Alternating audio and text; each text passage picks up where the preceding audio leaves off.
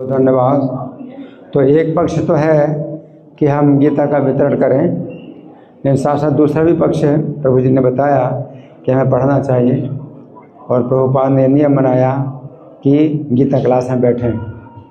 तो अगर आप दिसंबर के महीने में 1 महीने अगर आप गीता वितरण करते हैं, ठीक है। अगर आप गीता नहीं पढ़ते हैं, आप वितरण करते हैं, तो 11 महीने तो गीता पढ़ो।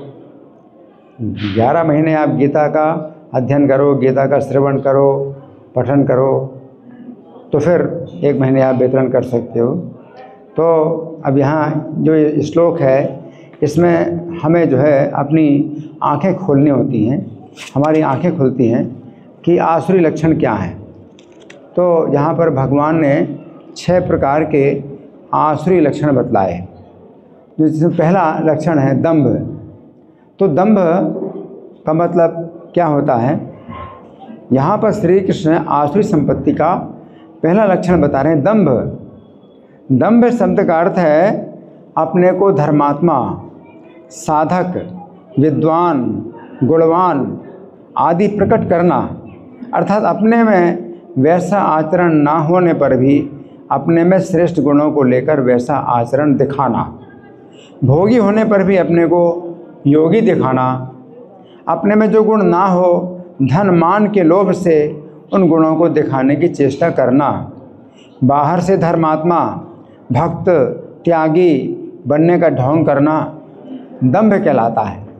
दाम्भिक पुरुष का साधन पथ बहुत बुरी तरह से रुक जाता है। वो ऊपर से अपना कपट वेश बनाए रखने में ही अपनी समस्त विद्या, बुद्धि और क्रिया कुशलता को समाप्त कर देता है। निरभिमानिता और सरलता ये 2 भक्ति के साधन में परम सहायक रूप हैं, और अभिमान और दंभ महान बाधक है। अब यहाँ पर श्री कृष्ण कह रहे हैं कि आसुरी संपत्ति का पहला लक्षण है दंभ। महाभारत के सभा पर्व के अंतर्गत अध्याय संख्या 22 में वर्णन आता है कि जरासंध ने 20,800 राजाओं को युद्ध में हराकर बंदी बना लिया था, तथा अब वह यज्ञ में दंभ पूर्वक उन राजाओं की बलि देना चाहता था। उस समय श्री कृष्ण ने उससे कहा, हे राजन, तुमने भूलोक निवासी क्षत्रिय राजाओं को कैद कर लिया है। ऐसे क्रूर अपराध का आयोजन करके भी तुम अपने को निरपराध कैसे मानते हो? एक राजा दूसरे श्रेष्ठ राजाओं की हत्या कैसे कर सकता है? तुम राजाओं को कैद करके उन्हें रुद्र देवता की भेंट चढ़ाना चाहते हो। हम धर्म की रक्षा करने में समर्थ तथा धर्म का पालन करने वाले हैं। किसी देवता की पूजा के लिए मनुष्यों का वध कभी नहीं देखा गया है। फिर तुम कल्याणकारी देवता शिव की पूजा मनुष्यों की हिंसा के द्वारा कैसे करना चाहते हो? जरासंध, तुम्हारी बुद्धि मारी गई है। तुम भी उसी वर्ण के हो जिस वर्ण के ये राजा लोग हैं। क्या तुम अपने ही वर्ण के लोगों को पशु के नाम पर उनकी हत्या करोगे? तुम्हारे जैसा क्रूर दूसरा कौन है? तुम अपने ही जाति भाइयों के हत्यारे हो, और हम संकट में पड़े हुए दीन दुखियों की रक्षा करने वाले हैं। अतः सजातीय बंधुओं की वृद्धि के उद्देश्य से हम तुम्हारा वध करने के लिए यहाँ आए हैं। तो यहाँ पर श्री कृष्ण कह रहे हैं कि आसुरी संपत्ति का पहला लक्षण दंभ है। अब दूसरा क्या है? दर्प। तो दर्प का मतलब क्या है? यहाँ पर श्री कृष्ण आसुरी संपत्ति का दूसरा लक्षण बता रहे हैं, दर्प। दर्प शब्द का अर्थ है धन, जमीन, मकान, परिवार आदि को लेकर अपने में बड़प्पन का अनुभव करना। गीता 16 श्लोक संख्या 13 से 15 तक में श्री कृष्ण कहते हैं, आसुरी व्यक्ति सोचता है आज मेरे पास इतना धन है और अपनी योजनाओं से मैं और अधिक धन कमाऊंगा। इस समय मेरे पास इतना धन है, किंतु भविष्य में ये बढ़कर और अधिक हो जाएगा। वो मेरा शत्रु है और मैंने उसे मरवा दिया है, और मेरे अन्य शत्रु भी मारे जाएंगे। मैं सभी वस्तुओं का स्वामी माना जाता हूँ, मैं भोक्ता माना जाता हूँ, मैं सिद्ध, शक्तिशाली और सुखी माना जाता हूँ। तो यहाँ पर श्री कृष्ण कह रहे हैं कि आसुरी संपत्ति का दूसरा लक्षण है दर्प। भागवत के 10वें स्कंद के अंतर्गत अध्याय संख्या 62 में वर्णन आता है कि जिस समय बाणासुर की सेवा से प्रसन्न होकर शिव जी उसकी नगरी के रक्षक बन गए, उस समय उसका दर्प बहुत अधिक बढ़ गया। अतः वो शिव जी से इस प्रकार बोला, हे महादेव, आपके द्वारा दी हुई 1000 भुजाओं में मेरा बल इतना अधिक बढ़ गया है कि तीनों लोकों में आपके अतिरिक्त मुझे युद्ध करने के लिए कोई व्यक्ति नहीं मिल रहा है। तो बाणासुर के कहने का अर्थ ये था कि जब मैं आपको पराजित कर दूंगा तो मेरी दिग्विजय पूरी हो जाएगी। उस समय शिव जी ने क्रुद्ध होकर कहा, हे मूर्ख, जब तुम मेरे समान व्यक्ति से युद्ध करेगा तो तेरा दर्प भंग हो जाएगा। तो भागवत के 10:62-9 के तात्पर्य में लिखा है कि बाणासुर के अंदर इतना अधिक दर्प था कि उसे विश्वास हो गया था कि उसे कोई भी पराजित नहीं कर सकता है। हम जानते हैं कि आगे चलकर बाणासुर का युद्ध श्री कृष्ण के साथ हुआ और वो श्री कृष्ण से पराजित हुआ। तो यहाँ पर श्री कृष्ण कह रहे हैं कि आसुरी संपत्ति का दूसरा लक्षण है दर्प। अब तीसरी शिक्षा के अनुसार शब्द अभिमान। यहाँ पर श्री कृष्ण आसुरी संपत्ति का तीसरा लक्षण बता रहे हैं अभिमान। अभिमान शब्द का अर्थ है स्वयं को कारण मानकर गर्व होना कि मैं जाति में बहुत कुलीन हूँ, गांव भर में मेरी बात चलती है, मेरे विरुद्ध चलने की किसी की हिम्मत नहीं है। तो यहाँ पर श्री कृष्ण कह रहे हैं आसुरी संपत्ति का तीसरा लक्षण है अभिमान। वाल्मीकि रामायण के युद्ध कांड के अंतर्गत सर्ग संख्या 29 में वर्णन आता है कि जिस समय शुक नामक राक्षस ने रावण को सूचना दी कि पर्वत और मेघों के समान विशाल काय वृक्षों और बानरों की सेनाएं इस पृथ्वी पर छा गई हैं, अतः जब तक बानर लंकापुरी की चार दीवारी पर नहीं चढ़ आते उसके पहले ही रावण शीघ्रतापूर्वक 2 में से एक कार्य करे, या तो तुरंत सीता को लौटा दे या फिर सामने खड़े होकर युद्ध करे। शुक की बात सुनकर अभिमान के कारण रावण की आंखें रोष से लाल हो गईं, मानो अपनी दृष्टि से उसे जला डालेगा। वो बोला, यदि सारे संसार के लोग मिलकर मुझे भय दिखाएं तो अभी मैं सीता को नहीं लौटाऊंगा। यदि गंधर्व और दानव भी मुझसे युद्ध करने के लिए आ जाएं तो अभी मैं सीता को नहीं लौटाऊंगा। तो मैं कोई बात ऐसी नहीं कहनी चाहिए जो मुझे अप्रिय लगे। मैं राजा हूँ तथा मेरे ही सहारे तुम्हारी जीविका चलती है। जो मेरे शत्रु हैं उनकी स्तुति करना क्या तुम्हारा काम है? मैं इस राज्य का शासक हूँ, फिर तुमने मेरे सामने कठोर बात कहने का साहस क्यों किया? क्या तुम्हें मृत्यु का भय नहीं है?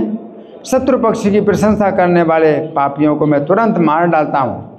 अब तो मेरी सभा में प्रवेश करने के अधिकारी नहीं हो, तो मेरे पास से चले जाओ, फिर कभी मुझे अपना मुंह नहीं दिखलाना।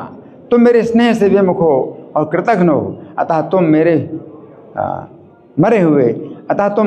मरे हुए के समान हो। तो यहाँ पर श्री कृष्ण कह रहे हैं आसुरी संपत्ति का तीसरा लक्षण है अभिमान। तो 6 जो दोष भगवान बता रहे हैं जो कि असुरों की संपत्ति है, असुर लोग इसको संपत्ति मानते हैं। तो बारीकी से अध्ययन करें तो हम देखेंगे हमारे अंदर भी कुछ मात्रा में है, थोड़ी मात्रा में, ज़्यादा मात्रा में, तो इनका भी जो है हमें अध्ययन करना चाहिए। तो जो भगवत गीता है तो इन लक्षणों का विश्लेषण करके आसुरी संपत्ति दैवी संपत्ति का जो है अंतर बता करके हमें जो है जागृत करती है। तो दैवी सद्गुण दायिनी, आसुर भाव विनाशिनी, नासिनी तम रजनी, दैवी सद्गुण दायिनी, हरि रसिका सजनी, जय भगवत गीते। भगवत गीता जो है हरि रसिका सजनी, भगवान की सजनी, भगवान की प्रिया, भगवान की रसिका है, और ये जो है हमारे आसुर भाव का विनाश करेगी और जो अज्ञान का अंधकार है उसको नष्ट करेगी, और दैवी सद्गुण दायिनी, दैवी सद्गुण प्रदान करेगी, है ना। तो हमें भगवत गीता का अध्ययन करना चाहिए। नहीं, भगवत गीता तो बहुत हैं, भगवत गीता बहुत हैं। अब आप अगर आप गीता की बात करते हैं तो वो कहते हैं हमारे पास गीता है, और बहुत सी गीताएं हैं, लेकिन वो गीताएं भी कैसी, उनकी आसुरी टीकाएँ हैं, उनकी टीका आसुरी हैं, और उसमें भगवान को जो है बाहर कर दिया और अपने सिद्धांत उसमें घुसेड़ दिए। इसलिए कोई व्यक्ति अगर जो है कहता है कि मेरे पास गीता है, तो आपको बोलना चाहिए कि वो गीता आपके पास जो है वो अलग है और ये भगवद गीता यथारूप है। तो आपको जो यथारूप, जो भगवद गीता यथारूप है, इस पर जोर देना चाहिए। ये तो बहुत हैं, और गीता प्रेस की भी गीता है, और गीता प्रेस की गीता में भी सब बातें जो है वो कर दिया है, मिलावट कर दिया है ना। तो इसमें भगवान को निराकार भी जो है बता दिया, फिर निराकार के दिमाग में विचार आते हैं। लेकिन जो भगवद गीता यथारूप है, तो इसमें भगवान का जो है मतलब जो भगवान चरम उपदेश दे रहे हैं कि मेरे शरण में आओ, तो वो बात जो है प्रभुपाद प्रत्येक श्लोक में दे रहे हैं, जिससे कि आपका जो है दिशा नहीं बदलेगी।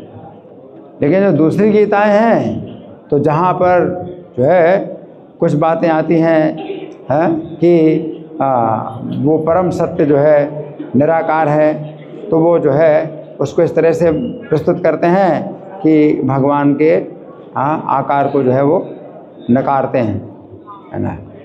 तो इस तरह के बहुत से श्लोक हैं जिनमें कि ब्रह्मभूता प्रसन्नात्मा, तो वो सोचते हैं ब्रह्मभूत हो गए, बस हमें भगवान की भक्ति नहीं करनी। तो जहाँ भी इस्कॉन के बाहर गीता के प्रवचन होते हैं, तो वहाँ भक्ति की चर्चा होती नहीं है। वो कहते हैं गीता का ज्ञान सबसे ऊपर है और कृष्ण की भक्ति जो है नीचे है, जबकि ये भगवद गीता जो है योग शास्त्र है, ये कहा जाता है, और योग का मतलब भक्ति योग। तो जो प्रभुपाद ने जिस प्रकार से गीता की व्याख्या लिखी है, उससे लोग भक्त बन रहे हैं। जो दूसरी प्रकार की गीताएं हैं, है ना, बहुत सी टीकाएं हैं, उनको पढ़ कर के लोग भक्त नहीं बनते हैं, बल्कि भ्रमित होते हैं। यहाँ तक कि जो राष्ट्रपति थे राधा कृष्णन, डॉक्टर राधा कृष्णन राष्ट्रपति थे या उपराष्ट्रपति थे, तो जहाँ पर भगवान कहते हैं मेरी शरण में आओ, वहाँ पर वो व्याख्या लिखते हैं कि हमें कृष्ण की शरण नहीं लेनी, हमें तो कृष्ण के अंदर कुछ निराकार तत्व है उसकी शरण लेनी। तो मतलब इतना बुरा हाल है कि गीता में ही जो है भगवान की बात को काट रहे हैं, है ना। जब कृष्ण कहते हैं मेरी शरण में आओ, तो अर्जुन के रथ में जो कृष्ण खड़े हैं उनकी शरण लो, तो फिर आपको जो है और जो है तोड़ने मरोड़ने की क्या ज़रूरत है कि कृष्ण की शरण नहीं लेनी, कृष्ण के अंदर कुछ है जो निराकार है उसकी शरण लेनी। तो प्रभुपाद कहते हैं कृष्ण के अंदर और बाहर कोई अंतर नहीं है। कृष्ण अंदर से हैं वही बाहर से हैं, है ना, और उनका जो रूप है तो सच्चिदानंद विग्रह है। तो इस तरह से गीता की जो है मतलब जो दूसरी टीकाएं हैं उनसे लोग भक्त नहीं बन रहे, और इस गीता से जो है लोग जो है भक्त बनते हैं। इसलिए आपको ज़्यादा जोर देना चाहिए इसमें, किसमें? भगवद गीता यथारूप। हरे कृष्णा। ग्रंथराज श्रीमद् भगवद गीता की जय।